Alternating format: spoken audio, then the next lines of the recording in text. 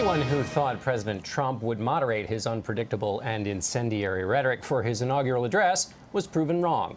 Again, he opened his presidency with a bang, just as he's done all his life. America will start winning again. President Donald Trump has made it very clear he's coming to Washington to change the rules. He wants to lead Washington, but he also wants to blow up the way business is done in Washington. Michael Kranish is an investigative journalist with The Washington Post who co-authored the biography Trump Revealed. He says to understand how Trump will govern, go back to his roots. When he was very young, he liked to play catcher in Little League, and he liked to be behind the plate and chide the opposing batters. He beat people up. He's proudly talked about punching his music teacher. To gain the advantage, I'd like to punch him in the face, I'll tell you. Donald Trump likes to unsettle things. It was evident in his campaign. Where I could stand in the middle of Fifth Avenue and shoot somebody, and I wouldn't lose any voters, okay? It's like incredible. Certainly, he is a provocateur. There's no question about that. We'll be number one. The right management, we're number one. Nobody competes with it. Trump's goal is one that's been with him from an early age: winning. Why is winning so important to Donald Trump? Where did that come from? I think this comes in part from his father, Fred Trump. Fred Trump was a self-made millionaire land developer who helped his fourth of 5 children sharpen his competitive drive in the rough world of New York real estate. And what did it mean to you when you were a young teenager and you heard the word Trump? Competition for LaFrac. Real estate tycoon Richard LaFrac has known Donald Trump for more than 40 years. Both our dads were building, middle-income apartments. I would say they were friendly competitors. Fred Trump is also the key to understanding why son Donald connects with the working class. We often would laugh, what did you do with your father on Saturday and go to the construction site? And who was there working on the construction site? Harvard professors, right? No, or, they were working men and women. If Trump got his drive from his father, he modeled his combative style after the late attorney Roy Cohn. Cohn served as chief counsel for communist hunter Joseph McCarthy during the Senators' crusades of the 1950s. Cohn defended Fred and Donald Trump against the U.S. Justice Department when it sued them for racial bias in 1973. The Justice Department said that Donald Trump and his father had discriminated against blacks by basically having their employees note who was a black applicant for housing. Roy Cohn basically said to Donald Trump, fight the government, fight like hell, don't give up. When they hit you, hit back 100 times harder. And in fact, Cohn then countersued the government for $100 million. The Trumps eventually settled without an admission of guilt, but the episode was a bitter one. I think there is a straight line between Donald Trump's experience in 1973 and Trump's animus towards some parts of the federal government today. Though his career started in partnership with his father, Trump was determined to make a name for himself. I think he wanted to top his father. Donald wanted to do everything bigger, better, and he did. That meant going beyond his father's deals in Brooklyn and Queens and into Manhattan.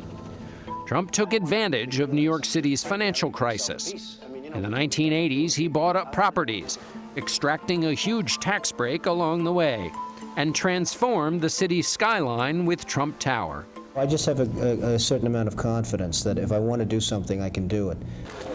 Bravado was part of his style. Okay, so do it as soon as you can. But so was the flexibility to negotiate. He uses his charisma, he uses the force of his personality, his celebrity, to get what he wants. Trump also bought 3 Atlantic City casinos, an airline, and the Mar-a-Lago estate.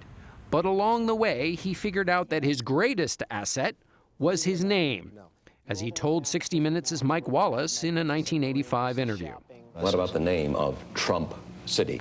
Trump Tower we're sitting in, Trump Plaza, Trump Castle. It sells, Mike. All I know is... That's all it is? It has nothing to do with the ego. All I know is it sells. Luxury branding was Trump's real innovation, says LaFrac. Was that a big innovation, small innovation? Give us a sense of in your world. Huge. It was huge. It was a big innovation. By the 1990s, Trump's tower of acquisitions collapsed. He had 2 highly publicized divorces, and his casinos were failing. Critics call the Taj Mahal the 8th blunder of the business world. He was not winning.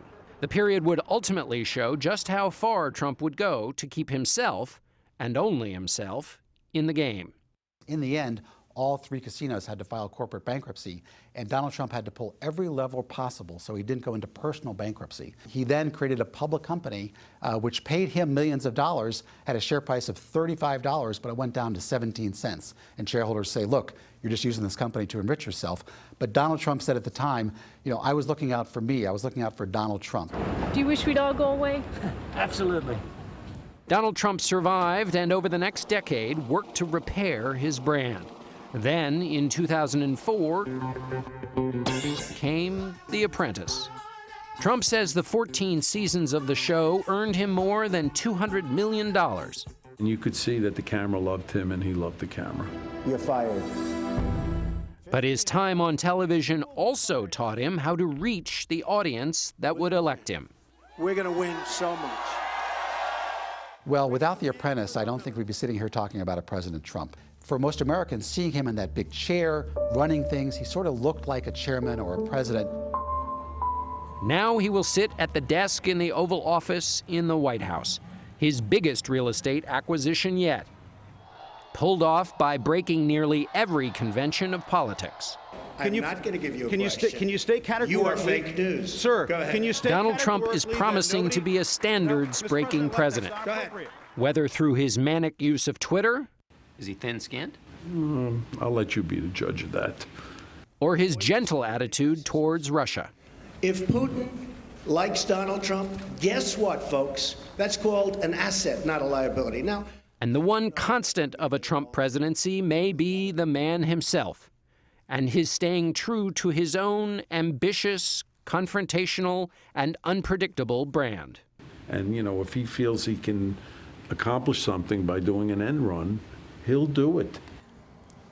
Donald Trump said he'll blow up the establishment. It's a promise he made again today. Before coming to Washington, he succeeded by creating chaos.